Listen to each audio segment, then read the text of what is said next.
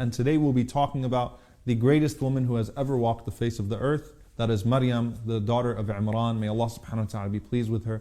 Allah subhanahu wa ta'ala says, Ya Maryam, O Maryam, Inna Allah astafaki wa tahharaki wa astafaki ala nisa al-alameen. O Maryam, Allah has chosen you, Allah has purified you, and Allah has chosen you over all of the women of the world. So Maryam is the greatest woman of all time. Rasulullah said, Khayrun nisa fi zamaniha. She is the best woman of her time. And Khadija radiallahu anha is the best woman of her time.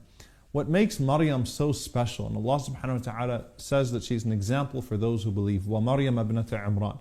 Notice that Allah subhanahu wa ta'ala did not associate Maryam with Isa alayhi salam in every ayah of the Quran.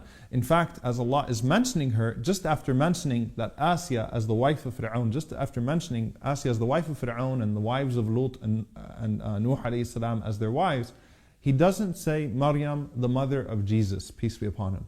He just says Maryam ibnatu Imran. What is the wisdom of that? That Maryam's greatness is not necessarily tied to Isa alayhi salam. She was great because of who she was, and in fact her name is even mentioned more than the name of Isa alayhi salam in the Quran because of how great she was. She's not just a woman who's great because she happened to be the mother of a prophet. She's recognized as a woman who perfected her faith, as the Prophet ﷺ mentioned her amongst that group. She's a woman who demonstrates for all of us how to really have tawakkul in Allah subhanahu wa ta'ala, to truly trust Allah subhanahu wa ta'ala in our most difficult times. She's an example of modesty for both men and women, because yes, modesty exists for men as well, so men and women. She's an example of modesty. She's an example in her devotion to her ibadah, her worship. I mean, all of these things Maryam alayhi salam excels in. So it's not just that she's the mother of Isa alayhi salam.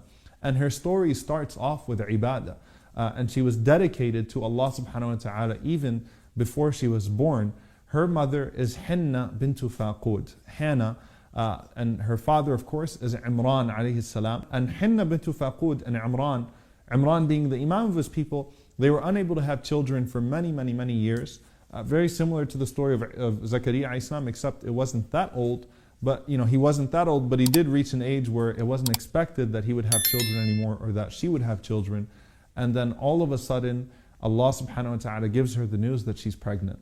And she's not told what kind of child this is going to be, whether it's going to be a boy or a girl, or whether it's going to be a prophet or a layman. She's not told anything about the type of child, the gender of the child, or anything of that sort. She just knows that she's pregnant, and she praises Allah subhanahu wa ta'ala. Imran alayhi salam praises Allah subhanahu wa ta'ala. The people are celebrating, they're overjoyed because they love Imran and his wife. And then all of a sudden, tragedy. Imran dies a sudden death. So now Hinna bintu Faqud is left with this baby that's not even born yet, that's going to already be born without a father. And then as she delivers the child, expecting that it was going to be a boy, so that it could be a prophet, and so that he could do da'wah and those types of things, since he dedicated this child to Allah subhanahu wa ta'ala, Allah subhanahu wa ta'ala gave her a girl. And subhanAllah, Allah Azza wa Jal, as He's narrating the story to us in the Quran, قَالَتْ رَبِّ إِنِّي وَضَعْتُهَا أُنْثَى. When she gave birth, she said, Oh Allah, I gave birth to a girl. Allah subhanahu wa ta'ala says, وَاللَّهُ أَعْلَمُ بِمَا وَضَعَتْ. Allah already knows what she gave birth to. And Allah is telling us that. Allah knows what she gave birth to. It wasn't by accident. She gave birth to a girl for a reason. And وَلَيْسَ الذَّكَرُ كَالْأُنْثَى. She says, Oh Allah, a boy is not like a girl. So she's complaining to Allah subhanahu wa ta'ala in a way that, I expected it to be a boy. But وَإِنِّي سَمَّيْتُهَا Maryam, I'm naming her Maryam. وَإِنِّي أُعِيذُهَا بِكَ وَذُرِّيَّتَهَا مِنَ الشَّيْطَانِ الرَّجِيمِ. And I seek refuge in you, O Allah, for her and for her offspring from the accursed devil. And because of that, Rasulullah said, when Maryam and her son were born, they were spared from the poking of shaitan, which causes babies to cry when they are born. So they were born without crying because the shaitan did not appear to them, and he could not affect them because of the dua of Hinna bintu Faqud, the mother of Maryam. And Maryam alayhi salam, of course, now that she's born, and Hinna doesn't know what to do with her, because it wasn't, in that society, it just wasn't possible or practical for a woman to be dedicated to the temple, because it was only men that were in the temple at that time. It wasn't practical for a woman to go out and do da'wah. And subhanAllah, she has this baby and she wanted to fulfill her promise to Allah. So Zakaria alayhi salam takes it upon himself. And Rasulullah ﷺ says about Zakaria alayhi salam, كَانَ نَجَّارًا, that he was a carpenter and he used to eat from his daily earnings. And so Zakaria alayhi salam built a mihrab, not just an area in the masjid, but rather he built a structure in the masjid, a room in the masjid.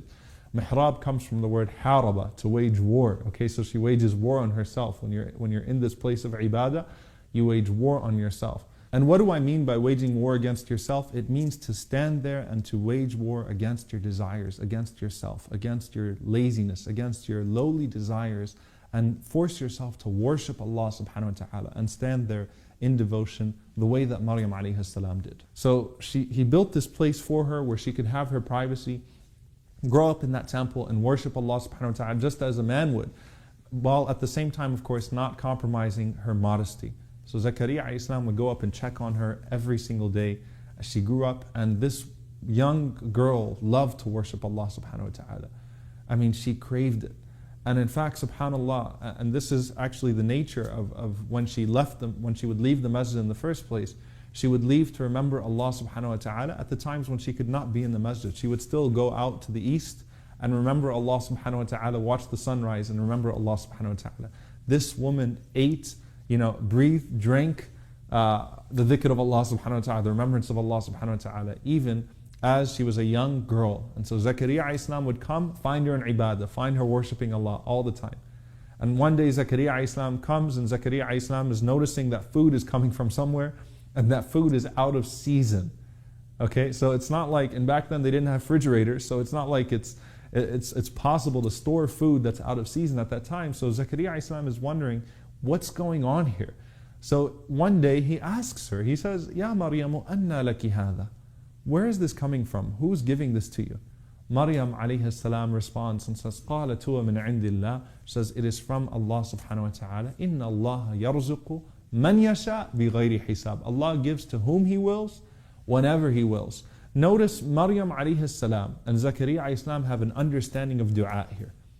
Maryam does not claim to have a special relationship with Allah where only she can ask Allah and be given. She's saying to Zakaria alayhi salam, Allah gives whoever He wants, to whomever He wants, whenever He wants. So you should call upon Allah subhanahu wa ta'ala and ask Allah subhanahu wa ta'ala for what you desire.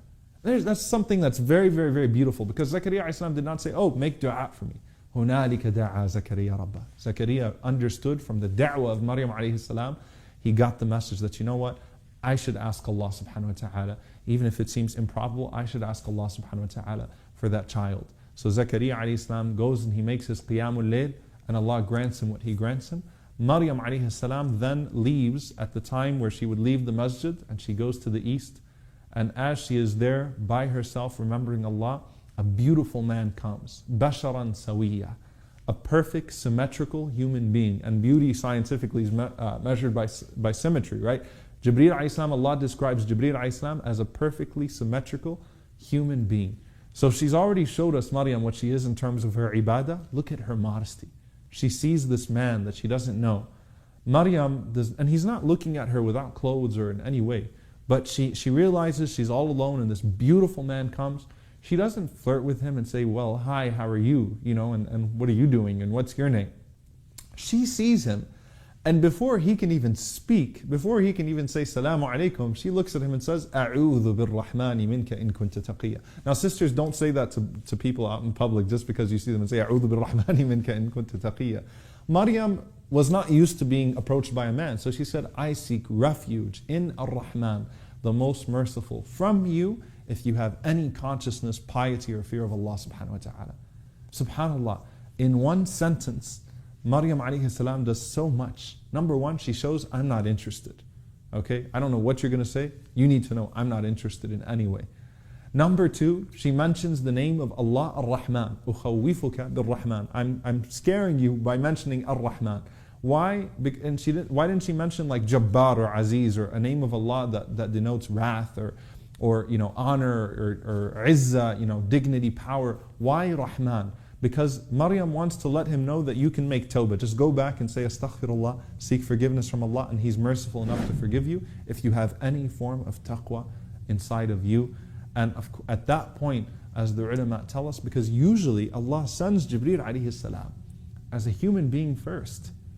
as was the case of the Messenger sallallahu alaihi wasallam, right? Because it's less intimidating to see a human being than to see an angel in their actual form. And the angels are huge. They fill up the entire skies with their wings, and subhanallah, they're not what we think of. They don't just have two white feathers as wings and fly around and have shiny hair. No, the angels are huge creations of Allah, have thousands of wings, so it's less intimidating when you see a human being. But this woman's modesty was at that level where even when a human being comes to her, it's less intimidating than when Allah sends the angel in His creation. So at that point, when she said those words, Jibreel alayhi salam went to his original form. Okay? And Jibreel alayhi salam gave her the news of Isa alayhi salam, وَكَانَ أَمْرًا مَقْضِيًّا, and this is a closed case. You cannot change this. You can't make dua. Amran maqdiya means you're already pregnant. And Jibreel alayhi salam blew into her, and she became pregnant with Isa alayhi salam. And now, she's already proved her worship. She's proved her modesty. And keep in mind, she's 16 years old. Okay, she's around the age of 16 years old.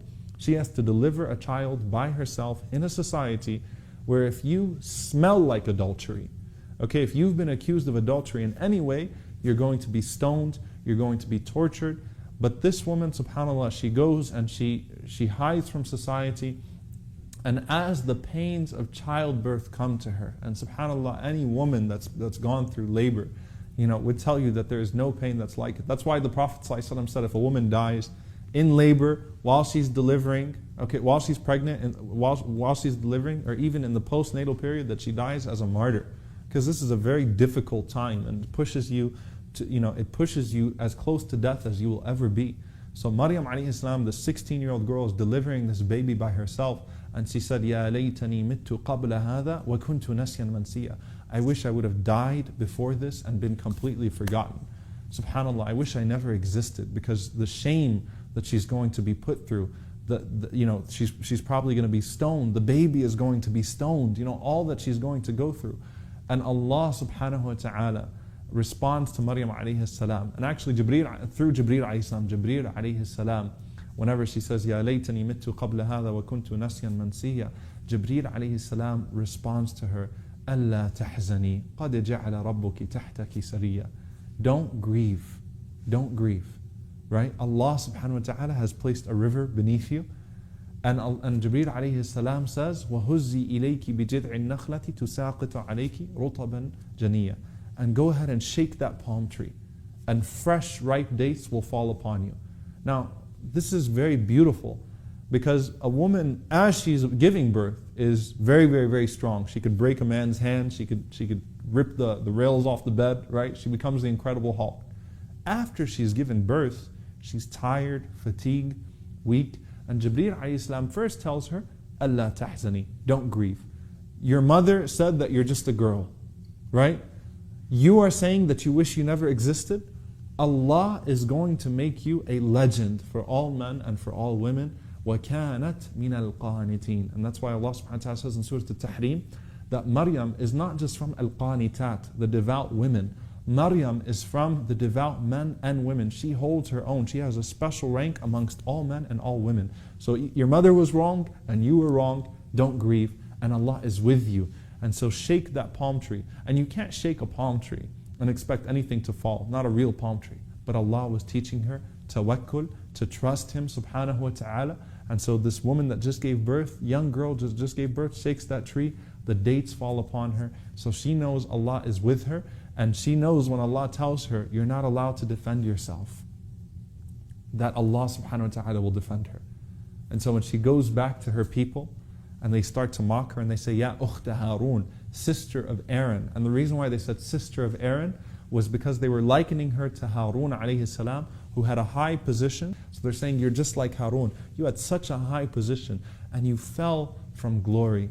And Allah subhanahu wa ta'ala is telling her, you have to listen to all of this, and to them telling you, your parents were not like this, no one made you this way, but Allah will make a way out for you. And she knew that. So Allah says, أَتَتْ بِهِ قَوْمَهَا تَحْمِلُ. You know what? She went to her people carrying the baby. If Allah is with me, I don't care anymore. If this isn't a punishment, I don't care. Because with all of those years of ibadah, all of those years of worship, Allah was preparing her to trust Him at at that crucial moment, at that critical moment. And that worship for all those years taught her that.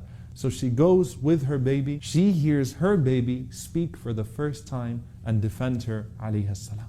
Allah never told her the baby is going to speak on your behalf and defend you. She's never heard this child speak before. Subhanallah. But that's her tawakkul. That's the extent of her trust in Allah subhanahu wa ta'ala.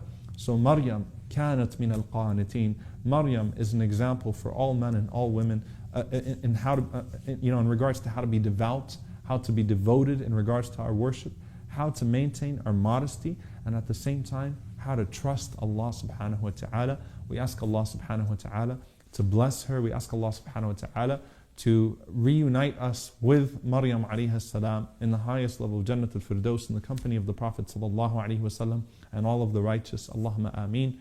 جزاكم الله خيرا. أقول قولي هذا وأستغفر الله لي ولكم والسلام عليكم ورحمة الله وبركاته.